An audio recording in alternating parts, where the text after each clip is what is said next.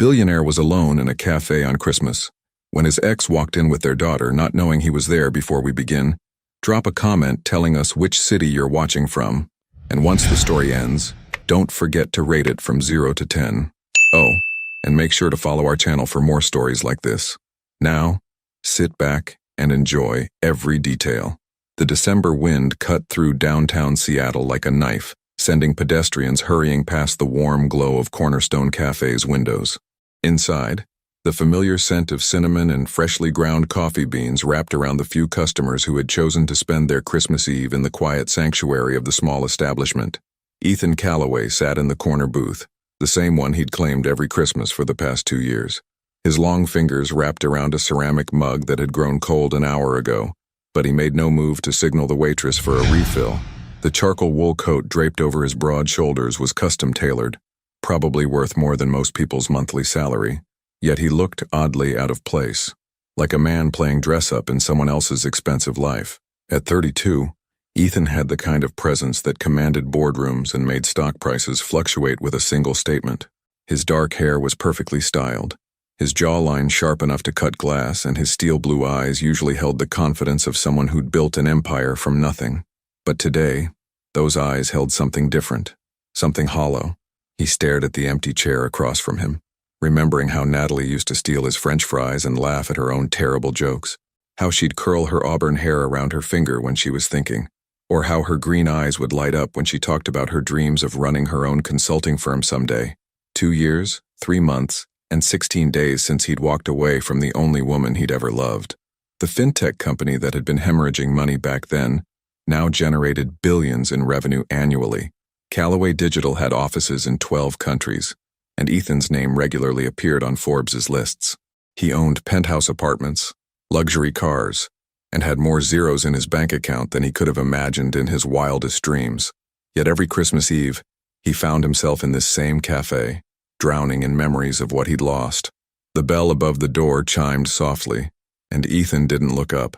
He'd learned to tune out the world during these annual pilgrimages to his past, but then he heard it, a laugh that made his chest tighten with recognition. "Careful, sweetheart. The door's heavy." Ethan's head snapped up and the world seemed to tilt on its axis. Natalie Brooks stood in the doorway, gently maneuvering a stroller through the entrance. She looked different. Her auburn hair was shorter now, falling in soft waves just past her shoulders instead of the long cascade he remembered. She wore a cream-colored peacoat that accentuated her petite frame, and there was something in her posture, a confidence, a self-assurance that hadn't been there before. But it was her eyes that stopped him cold. Those same emerald eyes that had haunted his dreams, now focused entirely on the small passenger in the stroller, a little girl with dark curls and curious steel blue eyes that looked remarkably familiar. Ethan's breath caught in his throat as Natalie unbuckled the child and lifted her onto her hip. The little girl couldn't be more than a year old, wearing a tiny red dress with white tights and black Mary Jane shoes that barely covered her feet. She clutched a worn brown teddy bear against her chest. "Mama, cafe?" the little girl babbled, pointing at the coffee counter with chubby fingers. "Yes, baby. We're getting hot chocolate for you and coffee for Mama," Natalie replied, her voice softer than Ethan remembered, tinged with the patience that only motherhood seemed to bring. Natalie approached the counter, completely unaware that her past was sitting 15 feet away, watching her every move with the intensity of a man who'd just seen a ghost. The barista, a college-aged girl with purple streaks in her hair, smiled warmly at the pair.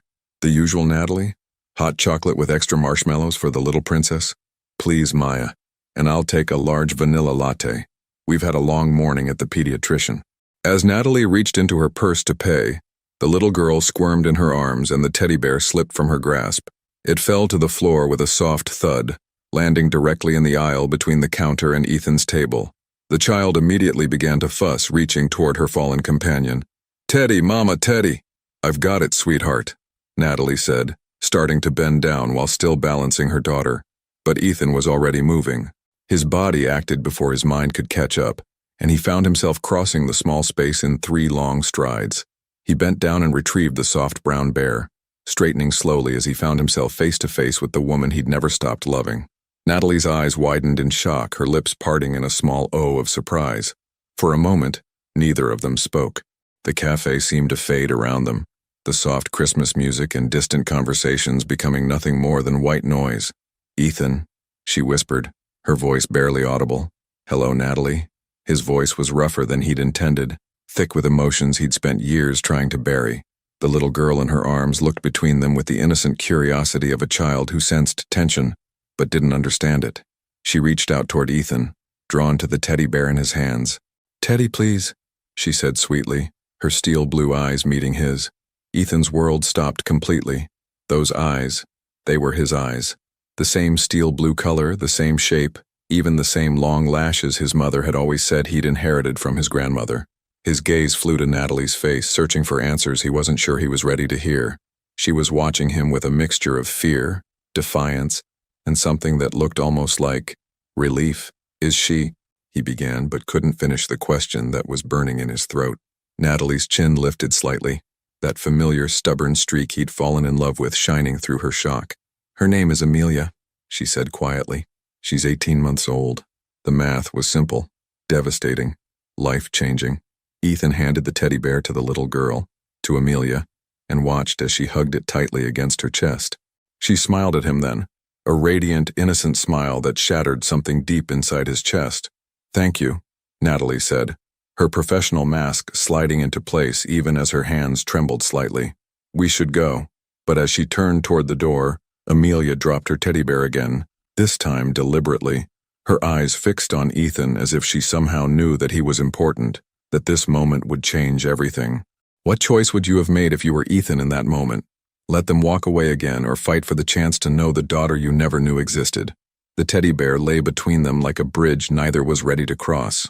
Ethan knelt down slowly, his expensive suit creasing against the cafe floor as he retrieved the toy for the second time. When he straightened, Amelia was studying his face with the intense curiosity that only toddlers possessed, as if she could see something in him that the adults couldn't. "She has your eyes," Natalie whispered, the words escaping before she could stop them. The admission hung in the air between them, heavy with implications. Ethan's jaw clenched, his knuckles white as he gripped the teddy bear. "Why didn't you tell me?" His voice was barely controlled, each word measured and precise in the way that had made him legendary in boardrooms across the country. Natalie shifted Amelia to her other hip, the movement protective and instinctive. "Tell you what exactly? You disappeared, Ethan. No forwarding address, no phone number, no social media presence. You became a ghost. I left you a note." "A note?" Her laugh was sharp, brittle. 3 sentences about how you couldn't give me the life I deserved? That wasn't communication, that was cowardice. The barista with purple streaks glanced over nervously, clearly sensing the tension radiating from the corner where they stood. A few other customers had begun to stare, though none seemed to recognize the billionaire whose face graced magazine covers worldwide. Amelia babbled something incomprehensible and reached again for her teddy bear. Ethan looked down at her small, outstretched hand and felt something crack open inside his chest. Without thinking, he handed her the toy, and their fingers brushed for just a moment. "Dada?" Amelia said suddenly, pointing at Ethan with the casual innocence of a child who had no concept of the chaos she was creating. Natalie's face went pale. "She calls all men that," she said quickly, too quickly. "It's just a phase." But Ethan had caught the slight tremor in her voice, the way her grip on Amelia had tightened protectively. He'd spent years learning to read people's tells in negotiations worth billions of dollars, and Natalie had never been good at hiding her emotions from him. "How old did you say she was?" he asked quietly. 18 months. "And when's her birthday?" Natalie's green eyes flashed with something between anger and panic. "June 12th. Ethan did the math instantly. June meant conception in September or October. They'd been together then. They didn't break up until January 15th. The timeline fit perfectly, and they both knew it. "Natalie," his voice was softer now, almost pleading. "Please, I need to know." For a moment, she looked exactly like the young woman he'd fallen in love with 3 years ago, vulnerable, conflicted, and desperately trying to be braver than she felt. But then her shoulders squared and he saw the steel that had been forged in his absence. "You need to know?" she repeated, her voice gaining strength. "Where was that need when I was throwing up every morning for 4 months? Where was it when I was working double shifts to pay for prenatal vitamins because my insurance was garbage? When I was lying awake at 3 a.m. wondering how I was going to raise a baby alone?" Each word hit him like a physical blow. Ethan had imagined many scenarios over the years, Natalie moving on, finding someone else, building the life he'd thought he couldn't give her. But he'd never imagined this. Never imagined that she'd needed him while he was busy becoming the man he thought she deserved. "I didn't know," he said helplessly. "If I had known, you would have what? Come running back out of obligation? Built a family out of guilt instead of love?" Natalie shook her head, her auburn hair catching the warm light from the cafe's Edison bulbs. "I couldn't do that to myself, or to her." Amelia had grown restless in her mother's arms, and was now reaching toward the colorful Christmas garland that decorated the cafe's windows. She babbled happily, oblivious to the adult drama unfolding around her. "You still haven't answered my question," Ethan said, his voice rough with emotion. Natalie looked at him for a long moment, and he saw the exact instant she made her decision. Her chin lifted, and when she spoke, her voice was clear and steady. "Yes, she's yours." The words hit him like a thunderbolt. Ethan had to grip the back of a nearby chair to steady himself as the full weight of her confession settled over him. He had a daughter, a beautiful, perfect daughter who had been living and breathing and growing for over a year without him knowing she existed.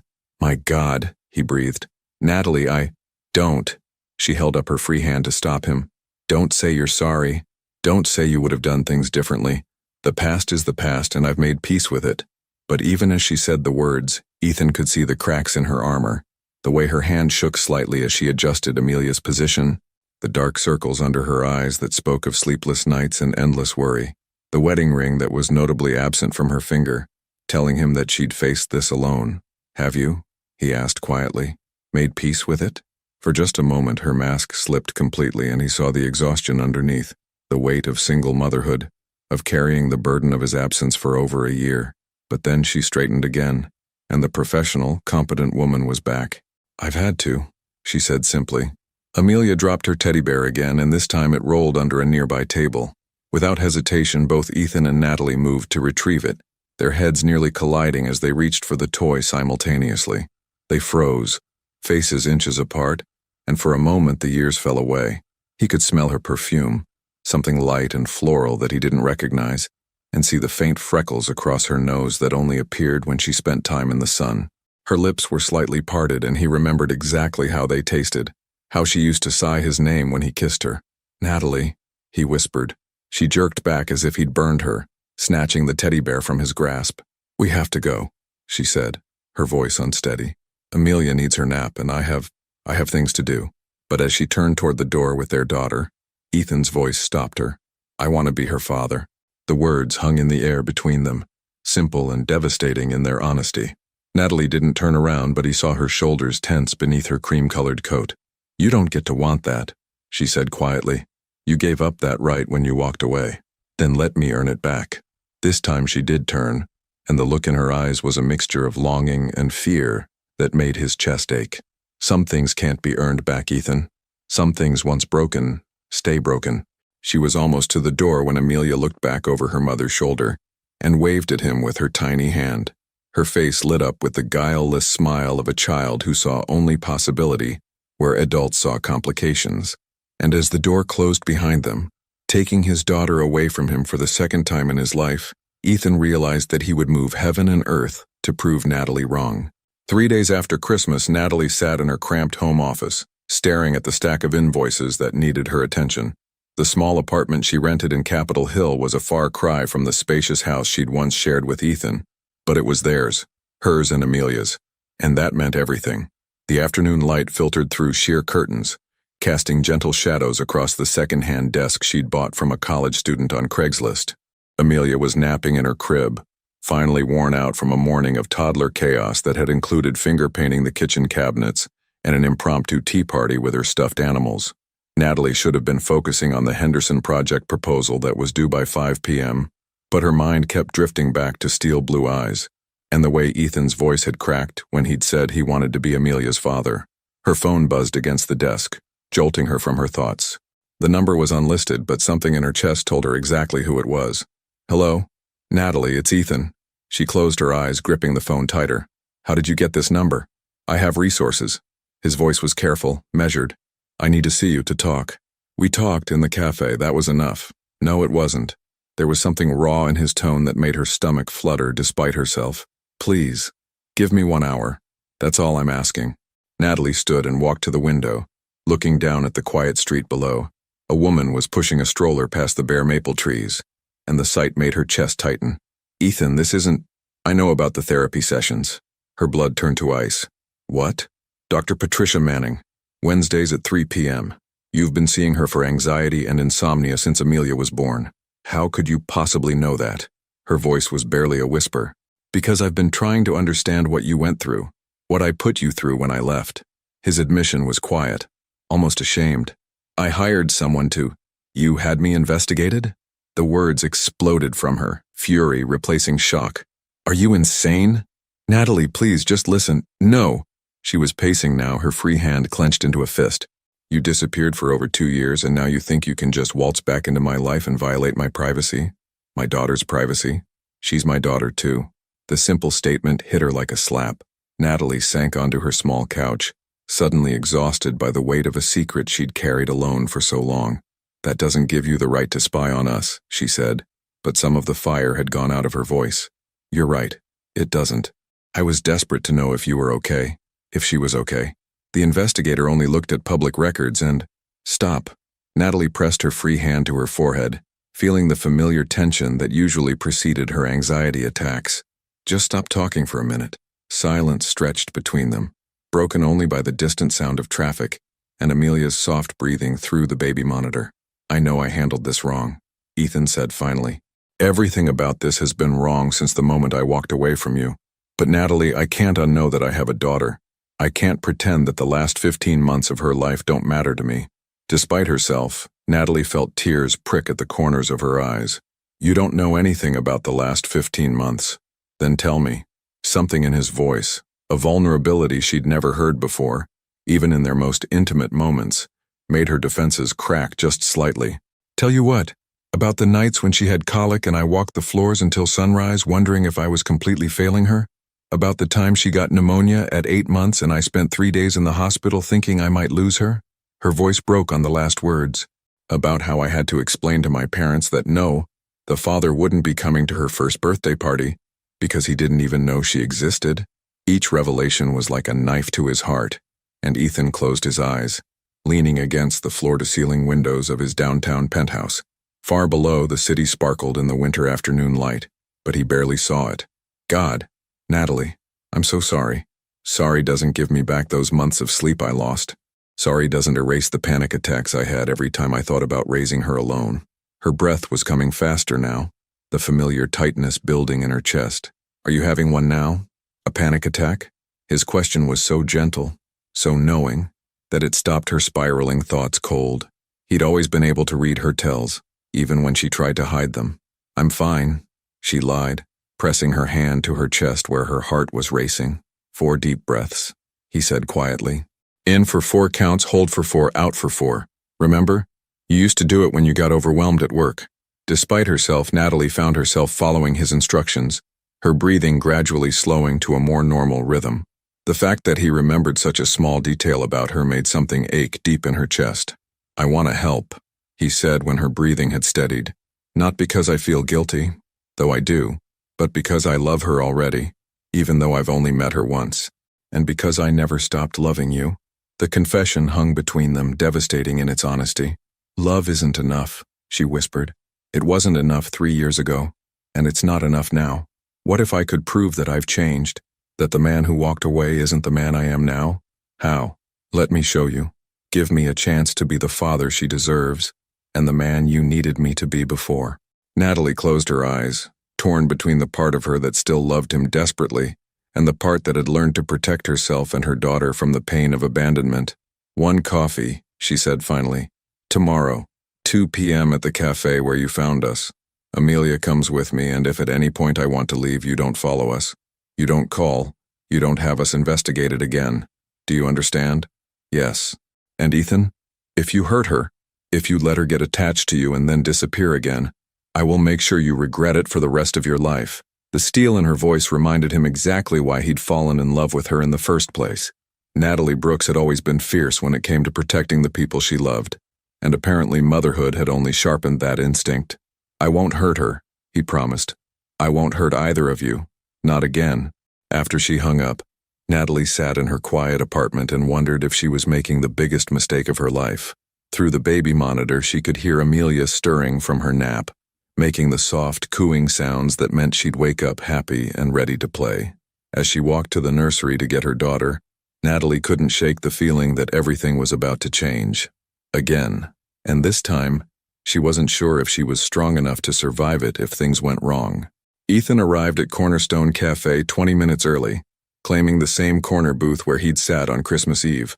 His hands were steady as he adjusted his charcoal sweater, cashmere but not ostentatious, and checked his watch for the third time in 5 minutes. He'd changed clothes twice that morning, settling on dark jeans and the sweater because he wanted to look approachable, not intimidating. At exactly 2 p.m. the door chimed, and Natalie entered with Amelia strapped to her chest in a baby carrier. She wore dark jeans, ankle boots, and a forest green sweater that brought out her eyes. Her auburn hair was pulled back in a messy bun, and she looked every inch the competent, beautiful woman he'd fallen in love with, but with an edge of wariness that hadn't been there before. Amelia's dark curls peeked out from under a tiny knit hat, and when she spotted Ethan across the cafe, she immediately began babbling and pointing in his direction. "Dada! Dada!" she squealed, her chubby arms reaching toward him. Natalie's face flushed pink. "She's been doing that all morning," she said quickly, approaching his table. "I think she remembers you from before." Ethan stood as they approached, his heart hammering against his ribs. "May I?" He gestured toward the baby carrier straps. Natalie hesitated for a moment, then nodded. "She's been fussy today. Fair warning." But as soon as Ethan carefully lifted Amelia from the carrier, she settled against him with a contented sigh that made his chest ache with emotion. She was warm and solid and real, and she smelled like baby shampoo and something indefinably sweet. "Hello, beautiful girl," he murmured, and Amelia responded by grabbing a handful of his sweater and grinning up at him with 4 tiny white teeth. Natalie slid into the booth across from him, watching with an expression caught between amazement and terror. She usually doesn't warm up to strangers that quickly. "Maybe she knows," Ethan said softly, adjusting Amelia on his lap so she could see both him and her mother. "Maybe somehow she knows I'm her dad." The word dad hung in the air between them, foreign and precious. Natalie looked down at her hands, which were clasped tightly on the table. "I ordered for you," Ethan said, nodding toward the vanilla latte that sat cooling beside her. "I remembered. You remember how I like my coffee, but you couldn't remember to leave me a way to contact you when you decided to disappear." The words came out sharper than she'd intended. Ethan's jaw tightened. "I remember everything about you, Natalie. Every morning you hummed while you made breakfast. The way you always stole the sports section even though you never read it. How you cried during every romantic movie, even the terrible ones." He paused, bouncing Amelia gently when she started to fuss. "I remember all of it because forgetting would have killed me. But leaving didn't. Leaving almost did kill me." His voice was quiet, raw, but I thought I was doing the right thing. "I thought you deserved better than a man whose business was failing, who couldn't even afford to take you out to dinner without checking his bank balance first." Natalie's laugh was bitter. "You thought I cared about dinner? About money? Ethan, I was ready to move into a studio apartment with you. I was ready to eat ramen noodles for a year if it meant we were together. I know that now." He looked down at Amelia, who had grabbed his finger and was studying it with intense concentration.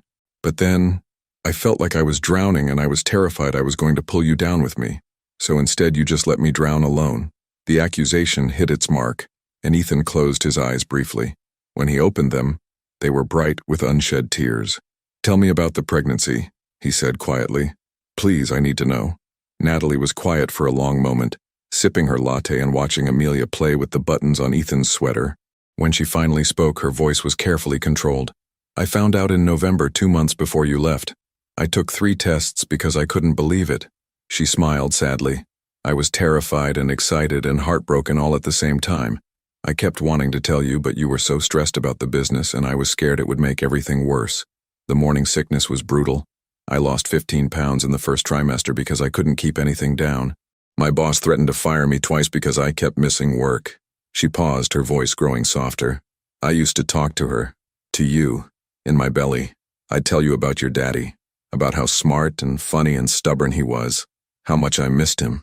Ethan had to clear his throat before he could speak. "What else?" "The night she was born, there were complications. My blood pressure spiked, and for a while, The doctors weren't sure if we were both going to be okay. Natalie's voice cracked slightly. All I could think about was how you should have been there. How you should have been the one holding my hand and telling me everything would be all right. God, Natalie, I'm so sorry. She came 3 weeks early, barely 5 pounds. Spent her first week in the NICU.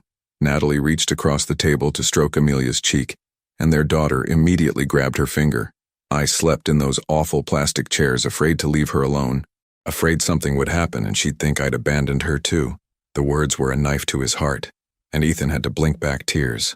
I would have been there, if I'd known, but you didn't know, because you made sure I couldn't tell you. Natalie's voice was steady, but her eyes were bright with emotion. Do you understand what that did to me? What it's still doing to me? Before Ethan could respond, Amelia started to fuss, arching her back and reaching for her mother. Natalie gathered her close, and Amelia immediately calmed, tucking her face against her mother's neck. She's hungry, Natalie explained, checking her watch. I need to feed her. Of course. Ethan started to stand. I'll give you privacy. You don't have to leave. The words surprised them both. Natalie looked as shocked as Ethan felt. I mean, if you want to stay, she should get used to having you around. If you're serious about this. Ethan sat back down slowly. I've never been more serious about anything in my life. As Natalie discreetly began nursing Amelia, Ethan found himself memorizing the scene, the way his daughter's tiny hand rested against her mother's sweater, the peaceful expression on both their faces, the afternoon light streaming through the window and turning Natalie's hair to burnished copper. I've thought about this moment 1,000 times, he said quietly, meeting her, watching you with her, but I never imagined it would hurt this much. Hurt? Knowing what I missed, what I can never get back. He met her eyes across the table. Her first smile, her first word, the first time she slept through the night. Her first word was Mama, Natalie said softly. But her second was Dada. She used to say it to everyone. The mailman, the grocery store clerk, men on the street. I think she was looking for you. The confession broke something open inside Ethan's chest, and he had to grip the edge of the table to steady himself. I want to make this right, he whispered. I want to be the father she's been looking for, and the man you needed me to be 3 years ago. Just tell me how. Natalie looked down at Amelia, who had fallen asleep in her arms, and then back at Ethan.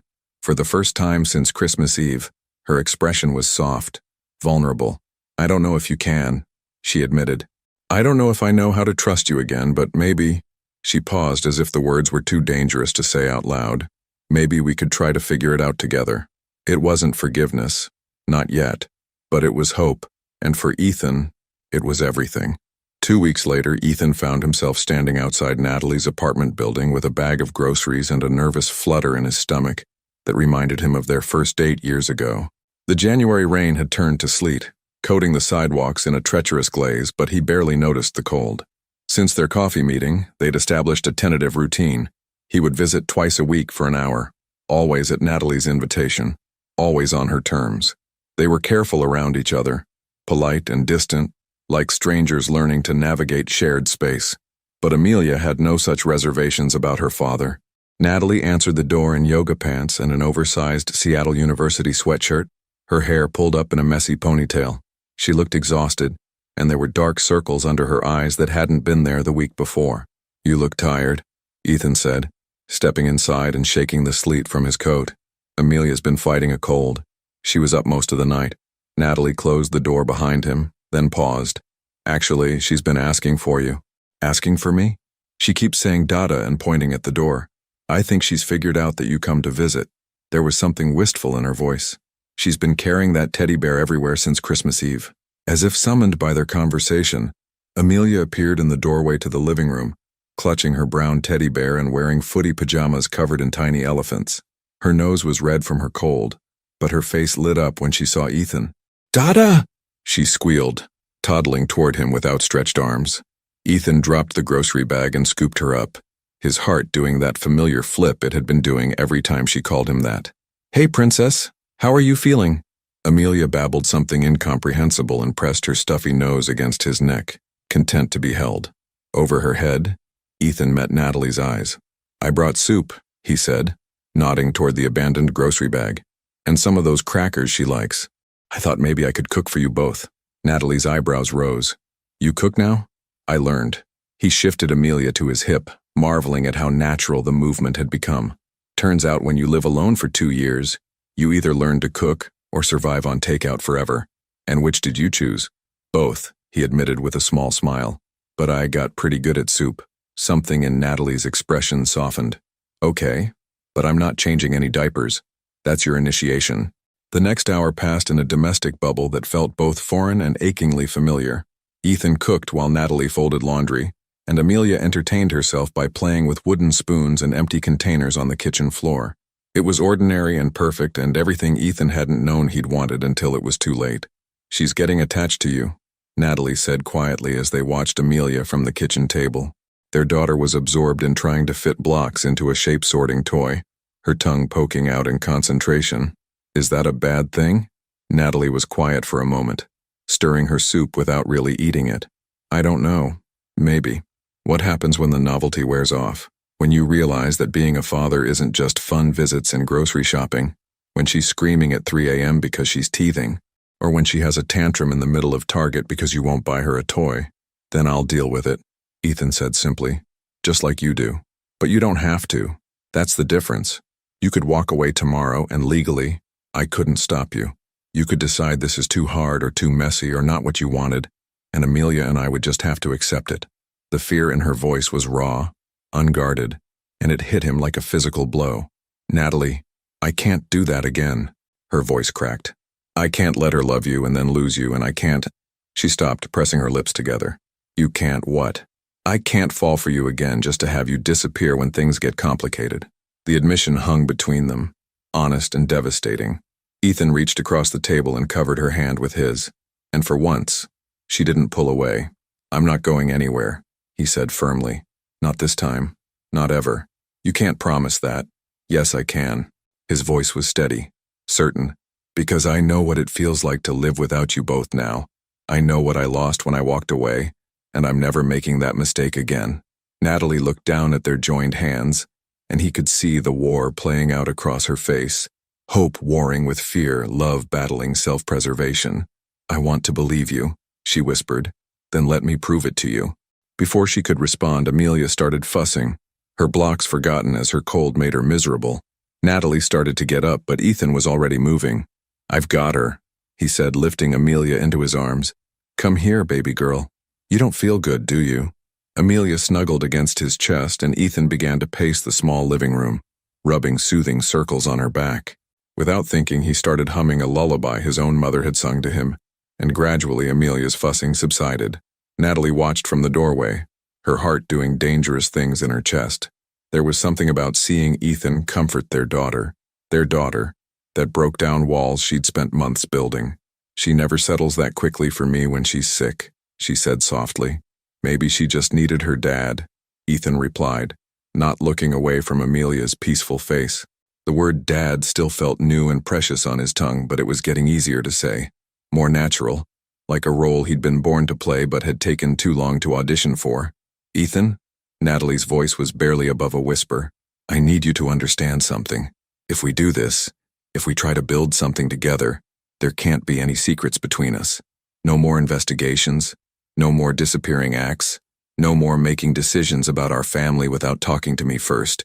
Our family, he repeated, testing the words. I like the sound of that. I'm serious. So am I. He turned to face her fully, Amelia still drowsing in his arms. Complete honesty, complete transparency, whatever you need to feel safe. Natalie nodded slowly, and Ethan could see her making a decision that terrified and exhilarated her in equal measure. There's something I need to tell you, she said, about why I was really at the cafe on Christmas Eve. Ethan felt his stomach drop. What do you mean? I've been going there every Christmas since Amelia was born, not because of the hot chocolate or because it's convenient. She took a deep breath. I've been going there because I hoped that someday, somehow, you might come back, that maybe you'd remember how much we both loved that place and you'd find us there. The confession shattered something inside his chest. All this time he'd thought he was the only one holding on to the past, the only one trapped in the same cycle of hope and heartbreak. Natalie, he breathed.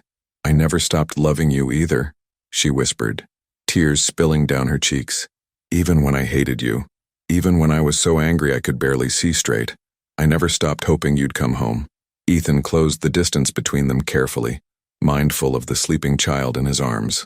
When he was close enough, he reached out and wiped a tear from her cheek with his thumb. "I am home," he said softly. "This is home. You and Amelia. You're everything I never knew I needed, and everything I was too afraid to fight for before." Natalie leaned into his touch, and for a moment they stood like that. A family, fragile and new and full of possibility. But just as Ethan thought they might finally be finding their way back to each other, his phone rang, shattering the moment. He glanced at the screen and cursed under his breath. "I have to take this, it's my lawyer. At 8 p.m. on a Wednesday? Marcus only calls this late when it's urgent." Ethan handed Amelia to Natalie and answered the call. "What is it, Marcus?" Natalie couldn't hear the other side of the conversation, but she watched Ethan's face go white, then hard as granite. "When?" he asked tersely. "How much do they know?" A long pause, then, "Handle it. Do whatever you have to do, but handle it." When he hung up, the domestic tranquility of the evening felt suddenly fragile, like a soap bubble about to burst. "What's wrong?" Natalie asked, though she wasn't sure she wanted to know. Ethan ran a hand through his hair, the gesture achingly familiar. "Someone leaked information about you and Amelia to the press. Apparently there are photographers outside your building right now." Natalie's blood turned to ice as she processed Ethan's words. "Photographers here? How did they—" "I don't know." Ethan was already moving toward the window, careful to stay out of sight as he peered through the blinds. Sure enough, he could see the telltale glint of camera lenses across the street. "But we need to get you and Amelia out of here now." "Out of here?" Natalie's voice rose in panic, causing Amelia to stir in her arms. "This is my home, Ethan. I'm not running away because some vultures want pictures." "Natalie, you don't understand what this is like. Once they have your address, your life isn't your own anymore. They'll camp outside your building, follow you to work, take pictures of Amelia at the playground." His voice was grim with experience. "I won't let that happen to her." "You won't let it?" The steel was back in Natalie's voice. "You don't get to make that decision for us." Before Ethan could respond, his phone rang again. The caller ID showed a number he recognized. Rebecca Chen, his publicist and crisis management specialist. "Rebecca, please tell me you have good news." "I wish I could, Ethan. Someone sold photos from Christmas Eve to Celebrity Insider. The story breaks online in 2 hours. Print edition tomorrow morning. The headline is Billionaire's Secret Baby, Ethan Calloway's Hidden Family Revealed." Ethan closed his eyes, feeling the weight of his past decisions crushing down on him. "How bad is it? They have pictures of you three in the cafe, and somehow they got Natalie's full name and address. They're calling her your mystery woman and speculating about a love child scandal. It's going to get ugly fast." Natalie had moved closer during the conversation, and her face had gone pale as she caught fragments of what Rebecca was saying. "What do we do?" Ethan asked. "Damage control. I can arrange security for Natalie and the baby. Get them somewhere safe until this blows over. We need to control the narrative before it controls us." "Do it." Ethan didn't hesitate. "Whatever it costs." "Actually," Rebecca's voice took on a different tone, "there might be another option. If you were willing to give an exclusive interview, something to humanize the story, show that this isn't a scandal but a love story, we could spin this positively." "Absolutely not." Ethan's response was immediate and fierce. "I'm not putting them through that circus." He ended the call and turned to find Natalie staring at him with an expression he couldn't read. "Security?" she asked quietly. "You want to assign security to us like we're some kind of assets that need protecting? That's not what I meant, isn't it?" Her voice was deadly calm. "This is exactly what I was afraid of, Ethan. This is your world. Cameras and publicists and crisis management. And now because of you, it's Amelia's world too." Amelia began to fuss, picking up on her mother's tension. Natalie bounced her gently, but her eyes never left Ethan's face. "I never wanted this for her," Natalie continued. "I wanted her to have a normal childhood, to be able to play at the park without worrying about photographers hiding in the bushes. And she can still have that. We just need to be smart about—" "Smart?" Natalie's laugh was bitter. "Smart would have been you thinking about these consequences before you decided to force your way back into our lives." The accusation hit its mark, and Ethan felt something crack inside his chest. "Are you saying you regret letting me back in?" Natalie was quiet for a long moment, and that silence was more devastating than any words could have been. "I don't know," she admitted finally. "I don't know what I regret anymore." Before Ethan could respond, there was a sharp knock at the door. They both froze. "Ms. Brooks?" This is Jennifer Walsh from Celebrity Insider. I was hoping we could chat about your relationship with Ethan Callaway. Natalie's face went white. The reporter was right outside her door, probably having slipped past building security. Ethan moved immediately, positioning himself between Natalie and the door. "Don't answer it," he said quietly. "Don't say anything. I'd love to hear your side of the story," the reporter continued through the door, "especially about your beautiful daughter. I'm sure our readers would be fascinated to know more about Mr. Callaway's family life." At the mention of Amelia, something primitive and protective flared in Ethan's eyes. He pulled out his phone and dialed security, speaking in sharp, clipped tones. "This is Ethan Callaway. I need a team at 1247 Pine Street, apartment 3B, immediately. There's an unauthorized individual harassing residents." Within minutes, they could hear raised voices in the hallway as building security and Ethan's team arrived to escort the reporter away. But the damage was done. Natalie's sanctuary had been violated. "This is just the beginning," Ethan said quietly, watching Natalie pace the small living room with Amelia. "Once the story breaks, it's going to get worse. Much worse. Then what do you suggest?" Natalie's voice was sharp with stress. "Because I can't afford to miss work and I can't afford a nanny. And I certainly can't afford to relocate my entire life because you're famous. You don't have to afford anything. Let me—" "No." She whirled to face him. Amelia clutched protectively against her chest. "I won't be your kept woman, Ethan. I won't be dependent on you for everything. That's not who I am anymore. That's not what I'm asking. Isn't it? You want to pay for security, for a safe house, for whatever it takes to make this problem go away. But what happens when the next crisis hits? And the next one? Do I just keep hiding behind your money and your influence while my daughter grows up thinking this is normal?" Ethan ran his hands through his hair, feeling the weight of impossible choices. "What do you want me to do, Natalie? I can't change who I am. I can't make the cameras disappear or turn back time to when I was nobody. Maybe that's the problem." Her voice was so quiet he almost didn't hear her. "Maybe you can't have both. Maybe you can't be Ethan Callaway, the billionaire, and Ethan, the father, and expect those worlds not to collide." The words hung between them like a death sentence. Ethan felt something vital breaking apart inside him as he realized what she was really saying. "You're asking me to choose." Natalie's eyes filled with tears, but her voice remained steady. "I'm asking you to think about what's best for Amelia. Really think about it. Because a father who brings chaos and danger into her life isn't better than no father at all." Amelia chose that moment to reach out toward Ethan, babbling Dada with perfect trust and love. The sound was like a knife to both their hearts. Ethan looked at his daughter, really looked at her, and saw himself reflected in her eyes. But he also saw the exhaustion in Natalie's face, the fear that had replaced the hope he'd seen just an hour earlier. "I need some air," he said roughly, grabbing his coat from the chair where he'd left it. "I need to think." "Ethan." But he was already at the door, pausing only to look back at the two people who meant more to him than his entire empire. "I love you both," he said simply. "That's the only thing I'm certain of right now." And then he was gone, leaving Natalie standing in her small apartment with their daughter in her arms and the crushing weight of an impossible decision settling over all of them.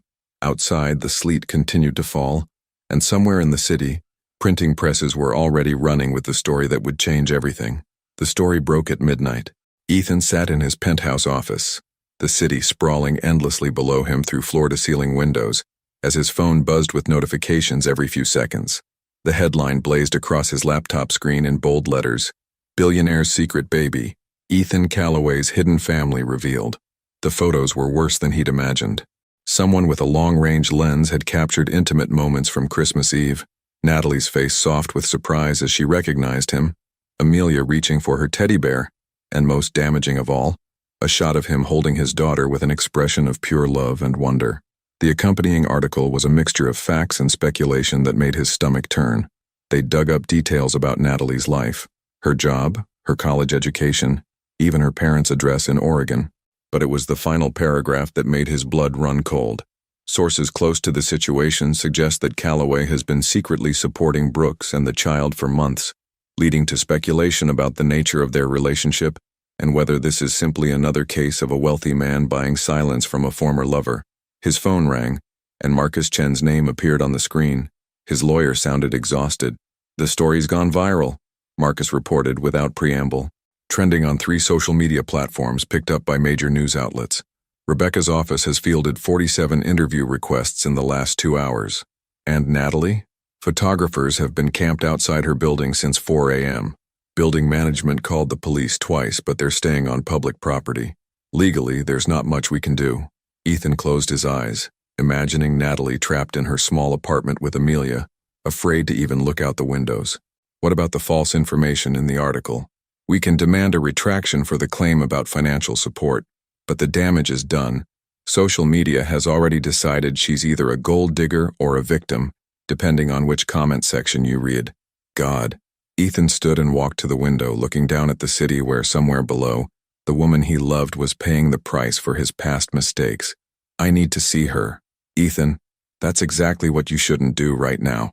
Any contact between you two will only fuel more speculation. I don't care about speculation, I care about Natalie and Amelia. Then think about what's best for them, Marcus said firmly. Going to her apartment now will only bring more cameras, more attention. Give it a few days for the initial frenzy to die down. But Ethan was already reaching for his keys. Some things are more important than good publicity. An hour later, he stood outside Natalie's building and Marcus had been right. The media presence was overwhelming. At least a dozen photographers and reporters clustered on the sidewalk, their equipment creating a small forest of lenses and microphones. As soon as they spotted him, the frenzy began. Mr. Calloway, can you comment on your relationship with Natalie Brooks? Is the child really yours? How long have you been supporting them financially? Ethan pushed through the crowd without a word, his security team creating a protective bubble around him. In the lobby, he could see the building manager wringing his hands nervously. Mr. Calloway, I'm so sorry about this situation. We've never had anything like this happen before. Is Ms. Brooks in her apartment? She hasn't left since yesterday. I feel terrible. Some of these reporters have been trying to bribe residents for information about her and the baby. The elevator ride to the third floor felt endless. When he finally reached Natalie's door, he knocked gently. Natalie, it's me. Silence stretched for long moments, and he wondered if she would refuse to let him in. When the door finally opened, he barely recognized the woman standing before him. Natalie looked like she hadn't slept. Her hair was disheveled, her eyes red-rimmed, and she wore the same clothes from the night before. But it was the expression on her face that broke his heart. A mixture of exhaustion, anger, and something that looked dangerously close to defeat. You shouldn't be here, she said without moving aside to let him in. I know, but I had to see if you were okay. Okay? Her laugh was sharp, brittle. I've had reporters calling my job, my parents, my college roommate. Someone posted my address on social media with speculation about how much money you're giving me, and I can't leave my apartment because there are cameras waiting to take pictures of my daughter. Ethan's jaw tightened. I'm going to fix this. How? You can't uninvent the internet, Ethan. You can't take back those photos or make people stop caring about your personal life. She stepped aside finally, letting him into the apartment. This is what I was afraid of. This is exactly why I knew we couldn't work. Inside, Amelia was napping in her playpen, blissfully unaware of the chaos surrounding her small world. Ethan looked at his daughter and felt something shift inside him, a clarity he'd been missing in the storm of crisis management and damage control. I've been thinking all night, he said quietly, about what you said, about whether I can have both worlds. Natalie wrapped her arms around herself, a gesture he recognized as self-protection. And, you're right, I can't be the father Amelia deserves and continue to live the way I've been living. Something has to change. What are you saying? Ethan took a deep breath, the weight of his decision settling over him like a mantle. I'm saying I choose you, both of you, whatever it takes. Ethan, I mean it. He moved closer, his voice gaining strength with each word. I'll step back from the company, sell my shares, resign from the board. I'll find a way to live quietly, privately. Because you're right. Amelia doesn't deserve to grow up in a fishbowl. Natalie stared at him, her green eyes wide with shock. You can't be serious. Your company is everything to you. No, he said simply. It was everything to me. Before I knew I had a daughter. Before I realized that all the money and power in the world doesn't mean anything if I can't protect the people I love. But your employees? Your investors? We'll be fine. The company can survive without me. But I can't survive without you and Amelia. He reached out tentatively, and when she didn't pull away, he cupped her face gently. I failed you once because I thought providing financially was more important than being present emotionally. I won't make that mistake again. Tears spilled down her cheeks. You'd really give it all up? For us? I'd give up everything for just one more day of what we had last night. Cooking dinner together, watching Amelia play, feeling like a family. For a moment, hope flickered in her eyes. But then reality crashed back and she stepped away from his touch. "It's too late," she whispered. "Even if you sell the company tomorrow, you'll always be Ethan Calloway. The cameras will always find us. And Amelia will always be the billionaire's daughter to the rest of the world. Then we'll deal with it together." "No." Her voice was firm despite the tears. "I won't ask you to destroy everything you've built. And I won't let my daughter grow up thinking love means sacrifice and hiding from the world." Ethan felt something dying inside his chest. "What are you saying?" "I'm saying maybe my therapist was right. Maybe some wounds are too deep to heal. Maybe some mistakes can't be forgiven, no matter how much we want them to be." "Natalie, please. I think you should go." She wrapped her arms around herself again, and this time it looked like armor. "Before the cameras outside realize you're here and make this even worse." Ethan looked at his daughter one last time, memorizing her peaceful face as she slept. When he looked back at Natalie, his voice was rough with emotion. "This isn't over," he said quietly. "I don't care how long it takes or what I have to do. I'm not walking away again. Not from either of you." "Then you'll be fighting this battle alone," she replied. "Because I'm done." As he rode the elevator down to face the cameras again, Ethan realized that winning Natalie back would require more than grand gestures or financial sacrifices.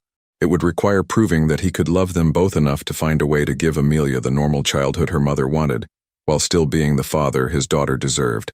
And as the elevator doors opened to reveal the waiting media frenzy, he began to formulate a plan that would either save his family or cost him everything he'd worked for. The war for their future was just beginning. 2 weeks later, Natalie stood in her boss's office watching David Martinez flip through a stack of resignation letters that had been submitted by 3 major clients in the past 48 hours. "I'm sorry, Natalie," he said without looking up from the papers. "You know how much I value your work, but the media attention is affecting the entire firm. Clients are uncomfortable, productivity is down, and frankly, we can't afford to lose any more accounts. So you're firing me." Her voice was steady, professional, even though her world was crumbling around her. "I'm offering you a generous severance package and excellent references. But yes, effectively, I'm letting you go." David finally met her eyes, and she could see genuine regret there. The partners voted unanimously. "My hands are tied." Natalie walked out of the downtown office building in a daze, clutching a banker's box containing the few personal items from her desk. The photographers had mostly moved on to other stories, but she still spotted 2 lingering across the street, cameras ready. She'd been unemployed for exactly 47 minutes when her phone rang. "Ms. Brooks? This is Jennifer Walsh from Celebrity Insider. We spoke a few weeks ago. I'm not interested in... I'm calling with an offer. $50,000 for an exclusive interview about your relationship with Ethan Calloway. 1 hour. Your side of the story." Natalie stopped walking, the amount echoing in her head. $50,000 would cover her rent for a year, buy food and diapers and health insurance. It would give her time to find another job without the panic of impending bills. "I don't sell my privacy," she said finally. "Think about it," Jennifer pressed. "The story's already out there. This is your chance to control the narrative, to show the world who you really are instead of letting them speculate." After ending the call, Natalie sat on a bench in Occidental Park and tried to calculate how long her savings would last. 6 weeks? Maybe 8 if she was careful. After that, her phone buzzed with a text from an unknown number. "Check your bank account." Frowning, she opened her banking app and nearly dropped her phone. Someone had deposited $100,000 into her checking account. The transfer note read simply, "For Amelia's future. E." Fury rose in her chest like a tidal wave. Without thinking, she dialed Ethan's number. "You arrogant, manipulative..." "Natalie?" His voice was cautious. "I take it you saw the deposit. How dare you?" She was practically shouting, drawing stares from other park visitors. "I told you I wouldn't be your kept woman. I told you. You told me you wouldn't ask me to support you. You never said I couldn't choose to help my daughter. Don't you dare make this about Amelia. This is about you trying to control me with money because you can't handle that I said no. Transfer it back then." The simple response deflated her anger slightly. "What? If it's really about independence and not pride, transfer it back. But before you do, think about what that money could mean for Amelia. Preschool, college fund, health insurance that actually covers pediatric specialists." Natalie closed her eyes, hating him for being right. "You're not playing fair. I'm playing for the only thing that matters." His voice softened. "How are you holding up?" Despite herself, she felt tears threatening. I lost my job today. I'm sorry. And he sounded genuinely sorry, not triumphant. That's my fault. Yes, it is. She wiped her eyes with the back of her hand. Everything that's happening to us is your fault. I know. And I'm going to fix it. You can't fix this, Ethan. You can throw money at it, but you can't fix it. Watch me. Before she could ask what he meant, he'd hung up, leaving her alone with 100,000 questions and a bank account that would solve all her immediate problems, if she could swallow her pride enough to use it. That evening, as she fed Amelia dinner in their small kitchen, Natalie's phone rang again. This time it was her mother. Honey, I just saw the news. What news? Natalie's stomach dropped. Mom, please tell me you didn't talk to any reporters. No, sweetheart. I'm calling about the other news. About Ethan. What about Ethan? Turn on Channel 7. He's giving some kind of press conference. With mounting dread, Natalie turned on her small television and found the local news. There was Ethan, standing behind a podium in what looked like a conference room, facing a room full of reporters. He looked tired but determined, and when he spoke, his voice was clear and steady. I've called this press conference to address the recent media speculation about my personal life, he began. 3 weeks ago, I discovered that I have a daughter with a woman I loved and lost due to my own failures. I want to be clear about several things. Natalie sank onto her couch, Amelia in her lap, transfixed by what she was seeing. First, Natalie Brooks has never asked me for money, support, or anything else. She raised our daughter alone for over a year, because I wasn't man enough to stay and fight for our relationship when times got hard. The speculation that she's somehow taken advantage of me is not only false, it's insulting to one of the strongest, most principled women I've ever known. The camera flashed to the reporters who were scribbling furiously. Second, effective immediately, I'm stepping down as CEO of Callaway Digital and selling my controlling stake in the company. I'll be transitioning to a consulting role that will allow me to work remotely and maintain my privacy. Gasps echoed from the press room, and Natalie felt her own sharp intake of breath. But the most important thing I want to say, Ethan continued, looking directly into the camera as if he could see her through it, is this. I'm sorry. I'm sorry to Natalie for leaving when she needed me most. I'm sorry to my daughter for missing the first 15 months of her life. And I'm sorry to both of them for bringing this chaos into their world. He paused, and when he continued, his voice was rough with emotion.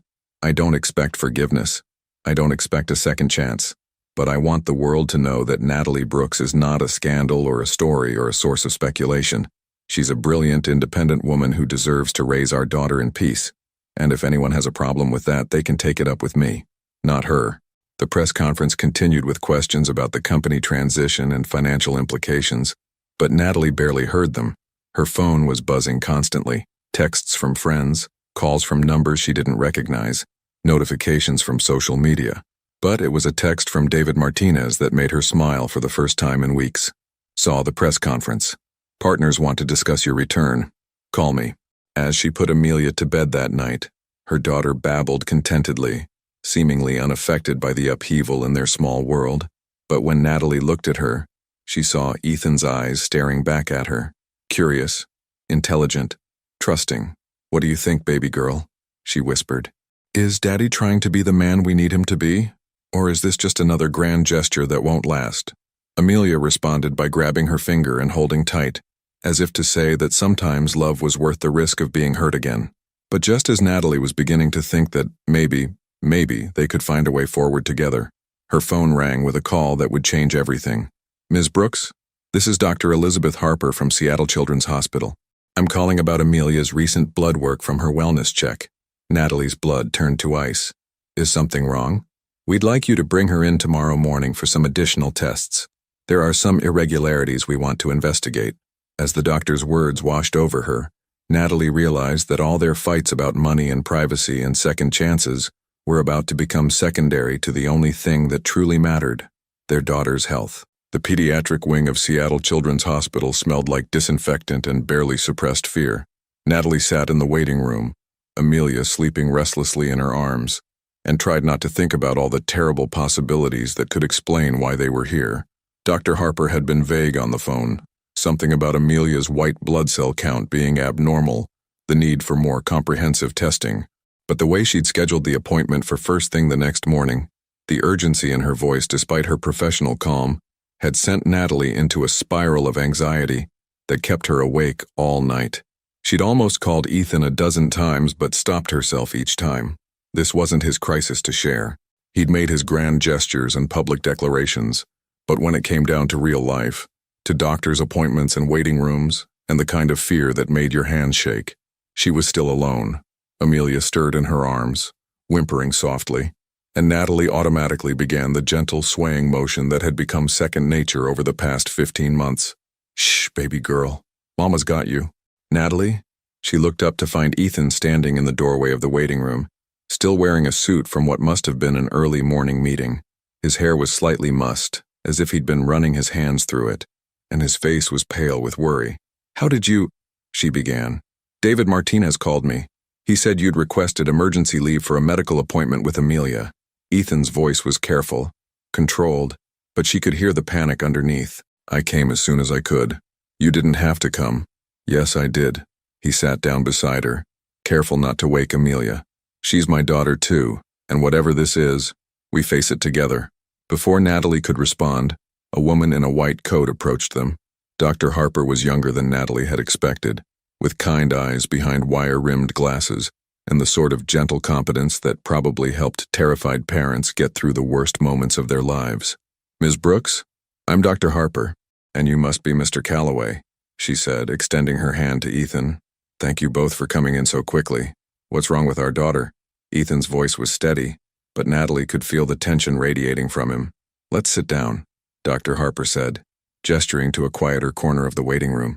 "Amelia's routine blood work showed some irregularities that we want to investigate further.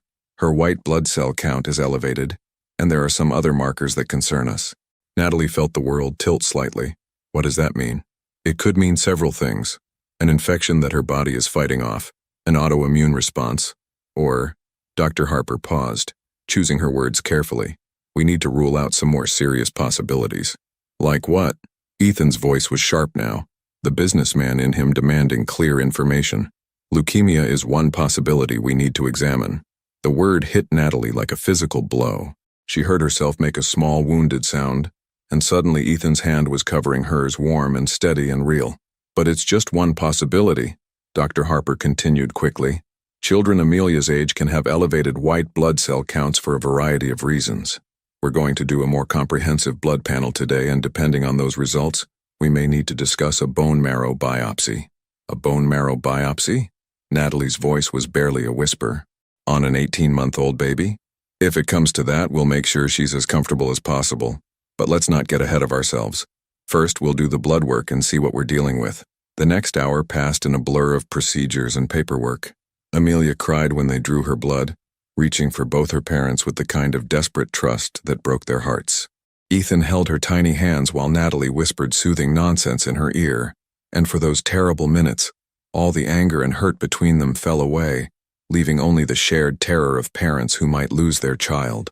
Afterward, they sat in another waiting room while the lab rushed Amelia's samples. Their daughter had finally fallen asleep, exhausted from crying, and Natalie stared down at her peaceful face, trying to memorize every detail. "She's going to be okay," Ethan said quietly. "You don't know that." "No," he admitted. "I don't. But I know she's strong, like her mother, and I know we're not going to face this alone." Natalie looked at him through tears she'd been holding back all morning. "I'm scared, Ethan." "So am I." He shifted closer, and when she didn't pull away, he wrapped his arm around her shoulders. "I'm terrified. But whatever this is, whatever happens, we're going to get through it together. I can't lose her." The words came out broken, desperate. "I can't." "You won't, we won't." His voice was fierce with a conviction he didn't entirely feel. "I won't let anything happen to her." They sat in silence for a while, watching Amelia sleep and trying not to think about all the ways their world could change in the next few hours. Eventually, Ethan spoke again. "I've been thinking about what you said, about the kind of father I want to be." "Ethan, we don't have to." "Yes, we do." He turned to face her fully. "Because sitting here watching her go through this, I realize that nothing else matters. Not the company, not the money, not even my pride. All that matters is being here for both of you in whatever way you'll let me." "What are you saying?" "I'm saying I meant what I said at the press conference. I'm stepping back from everything that doesn't involve being Amelia's father and, if you'll let me, Your partner in this, whatever this is. Natalie studied his face, looking for signs of the man who had walked away from her 3 years ago, when things got difficult. But all she saw was raw honesty, and a fear that matched her own. Partners? She repeated softly. In every way that matters. He hesitated, then continued.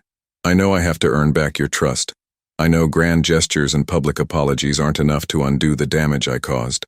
But if you give me the chance, I'll prove that I can be the man you both need me to be. Before she could respond, Dr. Harper appeared in the doorway again. This time her expression was unreadable, and both parents felt their hearts stop. We have the results, she said simply.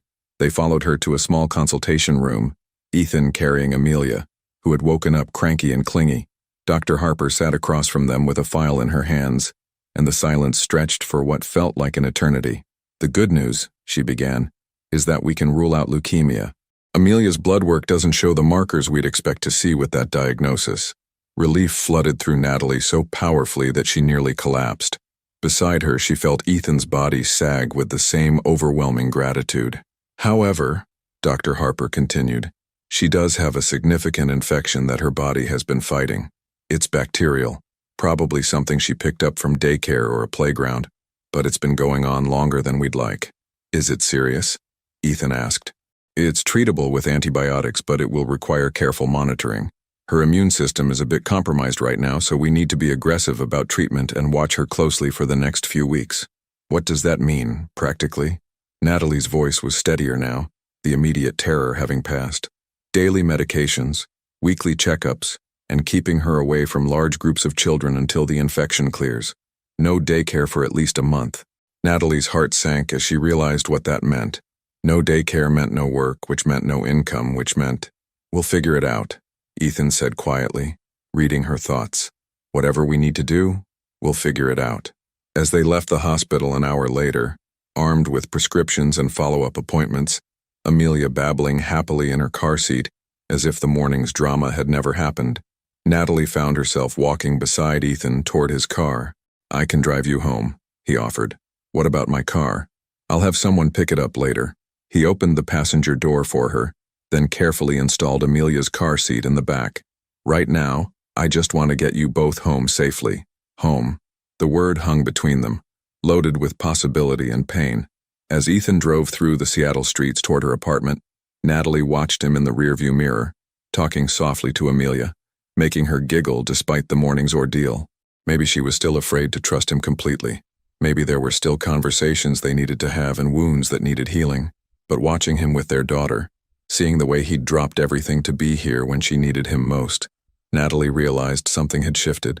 For the first time in 3 years, she wasn't facing the future alone. And maybe, just maybe, that was enough to start building something new. 3 weeks later, Natalie stood in her kitchen at 6 a.m., measuring Amelia's liquid antibiotic with the precision of a pharmacist. Their morning routine had become a careful dance of medications, temperature checks, and gentle monitoring, but their daughter was finally showing signs of real improvement. The infection was clearing, her energy was returning, and just yesterday, Dr. Harper had smiled for the first time since their initial consultation, declaring Amelia's latest blood work much more promising. What Natalie hadn't expected was how naturally Ethan had woven himself into their daily lives during Amelia's recovery. He'd started by offering to help with the medication schedule, then somehow evolved into the person who made breakfast, while she gave Amelia her morning dose. He'd taken over grocery shopping, claiming it was more efficient than her running errands with a sick toddler. He'd even learned to operate her temperamental washing machine, which had a particular cycle that worked best for Amelia's sensitive skin. The domestic intimacy of it all should have felt strange, overwhelming, but instead, it felt like coming home to a life she'd almost forgotten was possible. Coffee's ready, Ethan said softly, appearing in the kitchen doorway. He was dressed for another day of remote work, casual but polished, and he moved around her small space with the confidence of someone who belonged there. Thank you.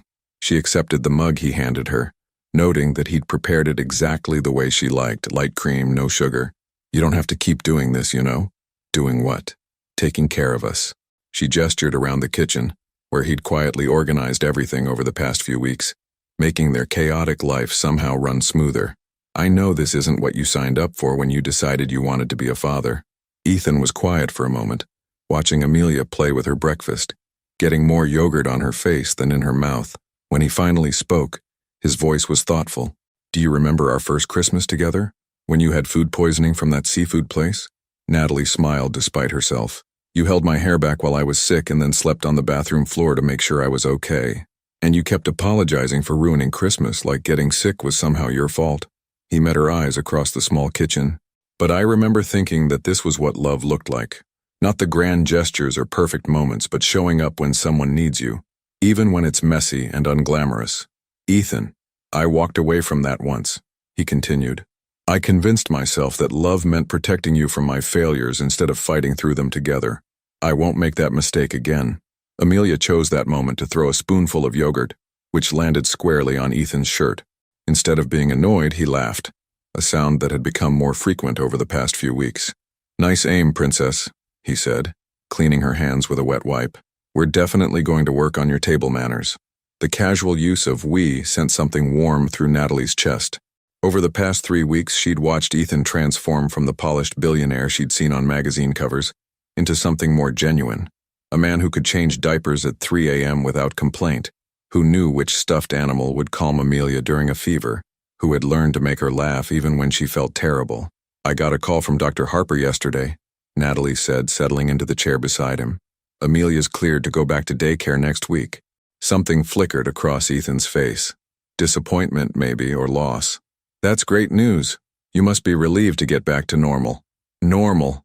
Natalie tested the word, finding it strange on her tongue. "I'm not sure I remember what that looks like anymore." "I know the feeling."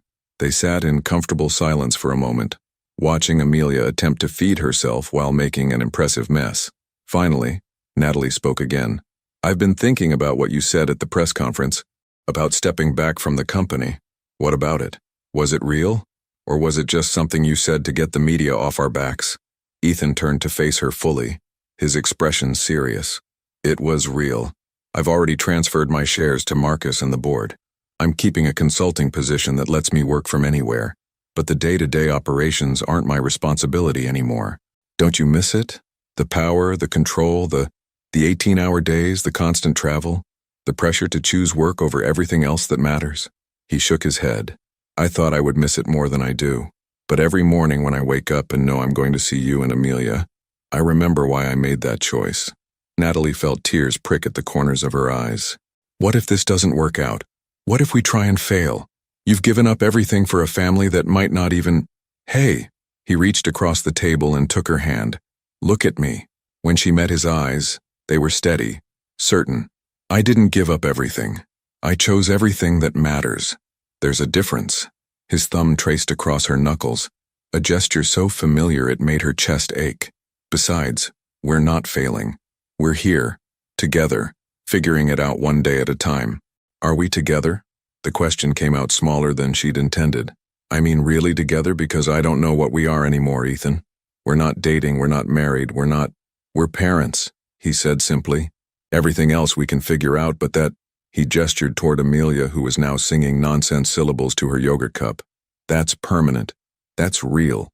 And it's more than I ever thought I'd be lucky enough to have." Natalie was quiet for a long moment, processing his words. When she finally spoke, her voice was barely above a whisper. "I'm scared to trust you again. I know. I'm scared that this is just you playing house until something more interesting comes along. I know that too. Then how do we move forward?" Ethan was quiet for a moment, then stood and walked to where his jacket hung by the door. From the inner pocket, he pulled out a small velvet box that made Natalie's breath catch in her throat. "This isn't what you think it is," he said quickly, returning to the table. "I'm not proposing. I know we're not there yet, and I know you need more time to trust me again." He opened the box to reveal a simple silver band set with a small diamond. Beautiful but understated. Nothing like the ostentatious engagement ring he might have bought 3 years ago. "This is a promise," he said.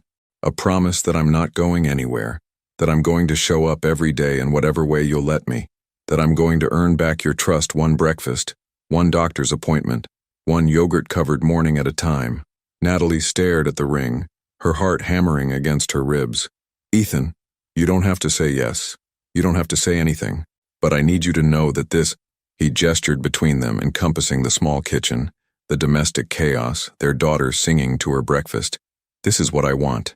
Not someday, not when everything is perfect, but right now, exactly as messy and complicated as it is. For a moment, the only sound in the kitchen was Amelia's happy babbling. Then slowly, Natalie extended her right hand.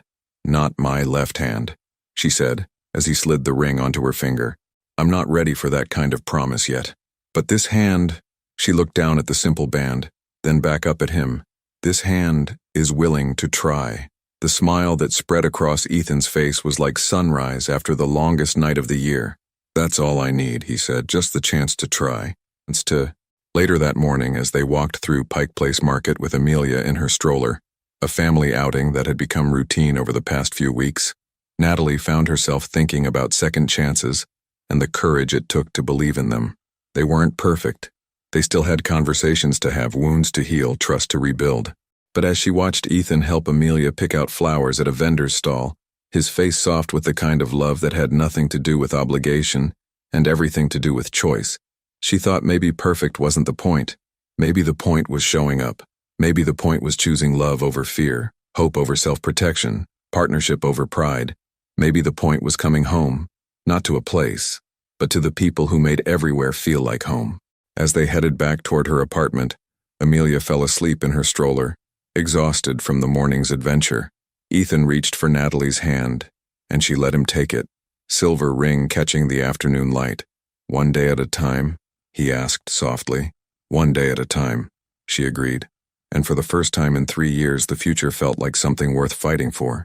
18 months later, the autumn air in Seattle carried the scent of coffee and fallen leaves as Natalie pushed Amelia's stroller down the familiar sidewalk toward Cornerstone Cafe. At exactly 3 years old, their daughter had grown into a chatty, curious toddler who insisted on walking part of the way herself, stopping to examine every interesting leaf or sidewalk crack along the route. "Daddy meet us cafe?"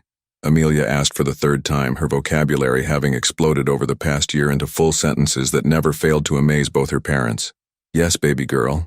Daddy's meeting us at the cafe," Natalie confirmed, checking her watch. They were running a few minutes late, but Ethan would wait. He always waited. The past 18 months had been a journey of small victories and daily choices. There had been setbacks, moments when old fears crept in, when Natalie wondered if she was being naive to believe that people could truly change, when the weight of single motherhood she'd carried for so long made her retreat into old patterns of self-protection. But there had been so many more moments of grace. Ethan learning to braid Amelia's hair after watching YouTube tutorials, the three of them building pillow forts on rainy Sundays. Natalie's gradual realization that the man who had walked away 3 years ago was not the same man who now knew exactly how to make Amelia laugh when she was cranky, or how to talk Natalie through her anxiety attacks with the same calm patience he brought to everything else. They'd moved in together 6 months ago, not to his penthouse, which he'd sold, but to a modest house in Queen Anne with a yard where Amelia could play and a home office where they could both work. It was nothing like the mansion Ethan could have afforded, but it was theirs in a way that felt real and earned. The cafe came into view, and through the window, Natalie could see Ethan already seated in their usual corner booth. Not the same one where he'd spent those lonely Christmases, but a new spot they'd claimed together, one that felt like possibility rather than regret. "There's Daddy," Amelia squealed, pressing her face against the glass as they approached the door. Ethan looked up at the sound of her voice, and his face lit up with the kind of unguarded joy that still caught Natalie off guard sometimes. He stood as they entered, scooping Amelia into his arms and spinning her around until she dissolved into giggles.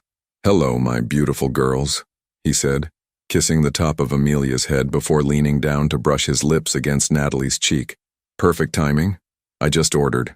"Hot chocolate," Amelia announced. "With marshmallows." "With marshmallows," Ethan confirmed solemnly. "And extra whipped cream, because it's a special day." Natalie settled into the booth across from him, watching as he helped Amelia out of her tiny jacket with the kind of practiced ease that spoke of hundreds of similar moments. The simple silver band on her right hand caught the afternoon light. She still wore it there, a reminder of the promise they were still keeping, day by day. "So," Ethan said once Amelia was settled with her coloring books, "I have news. Good news or bad news? Depends on how you feel about change." His smile was mysterious, tinged with excitement. "The documentary about corporate responsibility that I've been consulting on? They want to offer me a permanent position as an executive producer." Natalie raised her eyebrows. That sounds like good news. Why the dramatic buildup? Because it would mean traveling sometimes. Nothing like my old schedule, maybe once a month, never more than a week at a time. But it would mean being away from you and Amelia occasionally. Natalie considered this, surprised to find that the prospect didn't fill her with panic the way it might have a year ago. What do you want to do? I want to take it.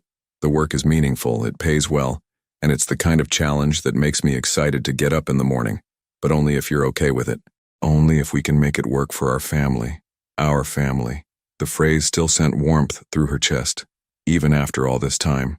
I think we can make it work, she said. Amelia and I are pretty good at taking care of ourselves when we need to. I know you are. That's one of the things I love most about you. You never needed me to rescue you. You just needed me to show up and be present for the life we were building together. Before Natalie could respond, Amelia looked up from her coloring. Daddy, when you go to work far away, you come back? Ethan's expression grew serious as he met his daughter's earnest gaze. Always, princess. I will always come back to you and Mommy. That's a promise. Pinky promise? Pinky promise. He extended his little finger, and Amelia wrapped hers around it with the gravity of someone sealing the most important contract in the world. As they sat in the comfortable warmth of the cafe, sharing hot chocolate and watching Amelia color outside the lines with determined concentration, Natalie found herself thinking about the strange circles life could draw. 3 years ago, this place had represented everything she'd lost. 2 years ago, it had been where hope went to die quietly over cold coffee. Now it was where they came to celebrate small victories, to make decisions as a family, to maintain the traditions that grounded them in something larger than just the daily chaos of loving each other. Penny for your thoughts? Ethan asked, following her gaze around the familiar space. Just thinking about how different everything is from what I planned. Better or worse? Natalie looked at him, really looked at him. The fine lines around his eyes that spoke of laughter more than stress these days. The way he automatically cut Amelia's muffin into the exact bite-sized pieces she preferred. The silver ring on his own right hand that matched hers, a symbol of promises kept and trust rebuilt one day at a time. Different, she said finally, but better, much better. Later that evening, after Amelia was asleep in her own bed in their shared home, Natalie and Ethan sat on their back porch, wrapped in blankets against the October chill. The house was quiet except for the distant sound of traffic and the soft hum of the baby monitor. I love our life, Ethan said suddenly, breaking the comfortable silence. Even the 6 a.m. wake-up calls? Even the tantrums over the wrong color cup? Especially those. He pulled her closer and she settled against his side with the kind of ease that came from thousands of nights like this one. Even the pediatrician visits and the grocery store meltdowns and all the beautifully ordinary chaos that comes with being someone's dad. And someone's... Natalie let the question hang between them. Someday, Ethan said softly, understanding what she wasn't quite ready to ask. When you're ready. When we're both sure that the promises we're making are the forever kind. She twisted the silver ring around her finger, thinking about forever. Once upon a time, the word had terrified her. Too much risk. Too many ways for people to leave. But sitting here in the life they'd built together, promise by promise, day by day, forever felt less like a leap of faith and more like the natural conclusion to a story that had always been heading toward home. I think, she said carefully, I might be getting ready. Ethan's arms tightened around her, and she could feel his smile against her hair. Yeah? Yeah. Not tomorrow, not next week, but someday soon, maybe. They sat in the gathering darkness, holding on to each other and the life they'd fought to build while inside their house. Their daughter slept safely, dreaming whatever dreams children have when they're surrounded by love.